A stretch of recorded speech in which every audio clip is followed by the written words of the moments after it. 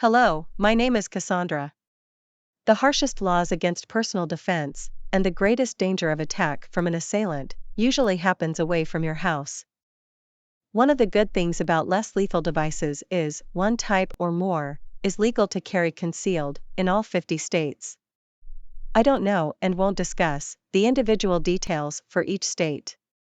I will, however, refer all my legal discussion to the laws in California, which along with New York, Massachusetts, New Jersey, and the District of Columbia, have the most oppressive laws against citizens defending themselves, and is a good representative of worst-case scenario. Believe it or not, all of the less lethal devices featured here are legal to conceal carry in California, with the expected restrictions and limitations of course. One of the limitations on carrying a less lethal marker or launcher states that you cannot display, pull out, or fire the launcher in any public area, except, when doing so, to protect oneself from an assailant attempting to do you serious bodily harm or death. The term marker or launcher will be used interchangeably by presenters on this channel to indicate what the state of California calls imitation guns. Some examples are shown here. Conceal carry means just that. You have to conceal the weapon such that it is not seen or suspected by the general public. You can't brandish it, even to ward off potential assailants, or for any other reason other than critical and immediate self-defense. There are a few bad things that stand out about conceal carrying less lethal devices. The first is the fact that they are less lethal than firearms. Generally speaking, you can only delay or deter an attacker. You can't be assured you can stop a determined attacker.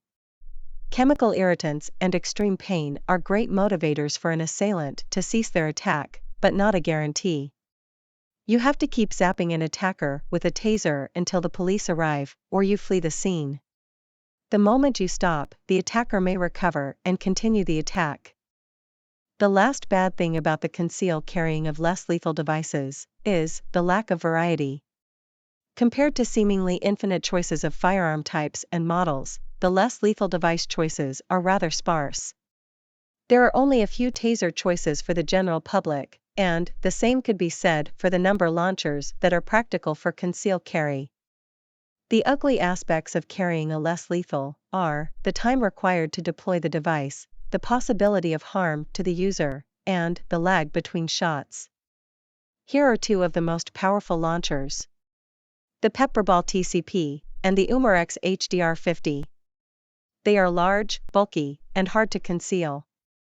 They also require an extra step to be performed before they can fire. The Tipman TIPX can fire after a quick trigger squeeze, but is too large and bulky to carry on one's person. All of the Berna model fire on the first trigger squeeze, and although they are a little chunky, they are easy to conceal carried. Chemical spray devices come in basically two forms. They are shaped like a gun, or they are varying sized cylinders. Both types are easy to conceal carry. There are basically three forms of stun guns. The basic form, the combination flashlight stun gun, and the stun wand, which is sometimes called a cattle prod. The two basic forms of tasers are the gun-shaped and the flashlight-shaped, as shown. You can conceal carry both on one's person, but the gun form is the easiest conceal. Here are the key points we wanted everyone to take away from this presentation. The major good thing about the conceal carry of a less lethal is, at least one category type is legal almost everywhere in the USA. This could be a stun gun, pepper spray, pepperball launcher, taser, or combinations of the above. They almost never require any licenses, background check, or other obstacles to purchase, as is the case with firearms. The overall benefit is they allow you to defend yourself and others against the predatory assailants that might come upon you, regardless of neighborhood or seemingly safe locale. Although the more powerful, less lethal devices are likely, in most instances, to deter an attack, they can't guarantee that the assailant won't continue the attack.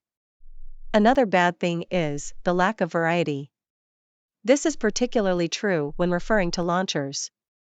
The most effective ones are in large pistol or rifle form and aren't practical for concealed carry on one's body, with a couple of exceptions.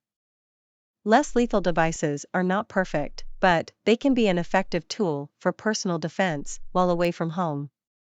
There are some weak points, however, in which you should be aware. In California, you can't shoot pepper ball rounds with a launcher. This means the power to shoot non-chemical rounds, called kinetic rounds, determines the effectiveness of the device. The most powerful launchers are in large pistol or rifle form. This complicates the concealed carry selection process. With chemical spray devices, you always have the possibility that some of the spray will blow back on you. Stun guns require touching the assailant with the gun's probes. This means in a wrestling contest, you could shock yourself or be disarmed. The taser that the general public can afford is a one-shot device. There isn't significant time required to change cartridges, so it is problematic if attacked by more than one assailant. Here we see the 4 most common methods of concealed carry.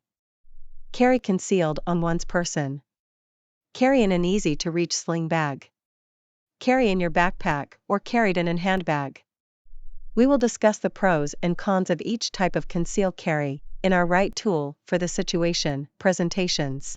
This is the end of this presentation on concealed carry. I hope you learned something from it.